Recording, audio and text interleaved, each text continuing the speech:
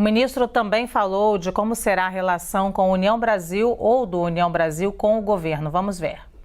Eu não tenho dúvida que a União Brasil vai entregar os votos e o apoio da maioria das suas bancadas para o presidente, tanto na Câmara como no Senado Federal, como entregou na PEC da transição, que possibilitou, né, o governo de poder ter um plano tão arrojado de retomada de crescimento, de retomar programas importantes nesse início de governo.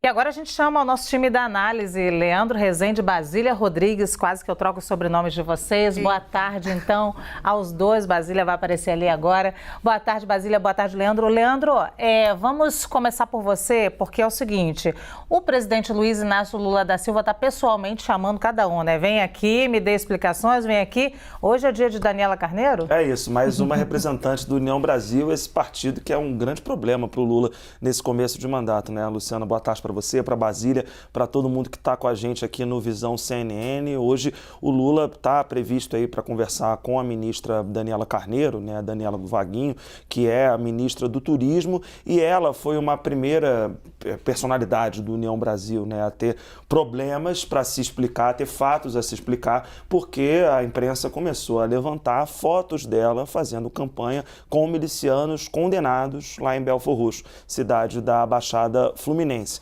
O Lula tem tratado desse assunto como, olha, são apenas fotos, não tem nada além disso. Mas o que as reportagens todas, eu confirmei isso também, né, mostraram é de que pelo menos um desses milicianos, quando terminou de cumprir a sua pena, foi contratado pela Prefeitura de Belford Roxo, que é comandada pelo marido da deputada Daniela Carneiro. Juntos eles têm um reduto grande lá de eleitores na Baixada Fluminense, especificamente em Belford Roxo, e foi assim que Daniela Carneiro se tornou a deputada federal mais votada do Rio de Janeiro, e o Vaguinho, a dar apoio a Luiz Inácio Lula da Silva no segundo turno, ganhou o coração do presidente da República e comprou uma briga com o bolsonarismo que toma conta ali politicamente da Baixada Fluminense. Hoje a Daniela Carneiro vai lá se explicar e, pelo que eu consegui apurar, ela também vai ouvir do presidente da República uma cobrança, como ouviu o Juscelino, para que o União Brasil se comprometa de maneira mais efetiva com o governo federal e entregar os votos dos quais o governo federal está precisando. Além disso, Luciana, Basília, quem está nos assistindo, tem uma movimentação, e aí envolve uma questão política do Rio de Janeiro, que pode fazer com que a Daniela Carneiro deixe o União Brasil. Isso também vai ser colocado na mesa de um modo lateral. O Vaguinho está indo para Brasília para tentar resolver essa situação, mas o União Brasil, que é um partido recheado de problemas, ainda tem essas especificidades locais. Por conta de um problema político no estado de origem, né, no Rio de Janeiro, pode acontecer essa movimentação também nos próximos dias. Tudo vai para a mesa hoje, não na hora da reunião com Lula, mas um pouquinho depois. Isso vai ser discutido também. Ô, Leandro e Basília, vou continuar com você só um minutinho, Leandro, porque se Daniela Carneiro deixa o União Brasil, que é um partido importante para o presidente Luiz Inácio Lula da Silva, ele tem 3 ministérios, não deixa o ministério, deixa... E o União Brasil fica com 2 ministérios só nesse caso, e um deles ainda é de Valdez Góes, né, que na verdade foi indicado pelo União Brasil. Luciana, isso seria uma perda do espaço do União Brasil na Esplanada, mas o que eu ouvi hoje das pessoas ligadas ao grupo político da ministra do Turismo é o seguinte: o Vaguinho, presidente do União Brasil no Rio e marido da Daniela Carneiro, foi para Brasília para junto com ela sentarem, conversar, ver o que o Lula tem para dizer e aí decidir o futuro político dos dois. Ou seja, se o Lula falar, fica no União Brasil, eles vão ficar. Ô, Basília, o que isso tudo se conecta com o desejo do presidente Luiz Inácio Lula da Silva de manter e aumentar a governabilidade? Digo isso porque a gente também exibiu aqui hoje ainda uma fala de Arthur Lira falando sobre o peso que o governo tem para aprovar ou não reformas e até matérias básicas.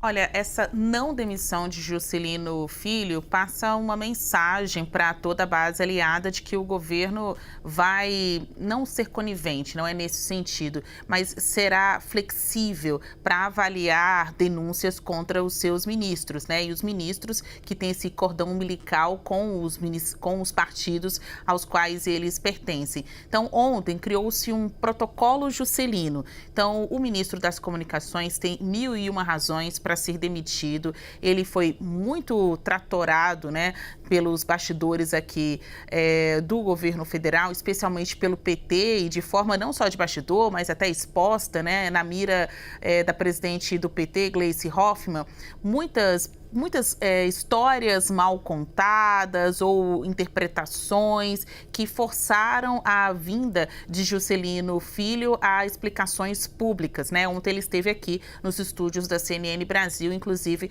concedendo sua primeira entrevista, tão logo foi decretado o dia da não demissão pelo Palácio do Planalto. Então, esse protocolo Juscelino passa algumas mensagens para a base aliada, que o presidente Lula, cumprindo com um compromisso, né, que ele fez lá no início de governo, não vai deixar os seus ministros na chuva a qualquer, né, sendo fustigados por qualquer denúncia, por qualquer exposição nas redes, seja na notícia oficial, seja na imprensa, melhor dizendo, seja nas redes sociais. Então, hoje é a vez de Daniela Carneiro novamente fazer essa conversa com Lula, assim como fez Juscelino, para que ela seja ouvida. A ministra, durante esses meses, assim como Juscelino, seu colega de partido, está sendo muito queimada também, especialmente nas redes sociais.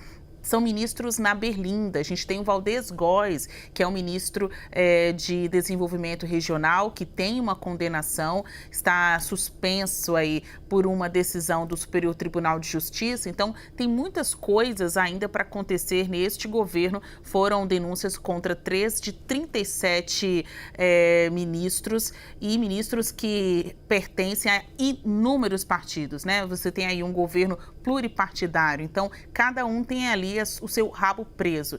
Lá na frente, esses partidos, esses ministros vão cobrar isso de Lula, um protocolo Juscelino. Muito obrigada, Leandro Basília. Já já a gente tem mais análise aqui.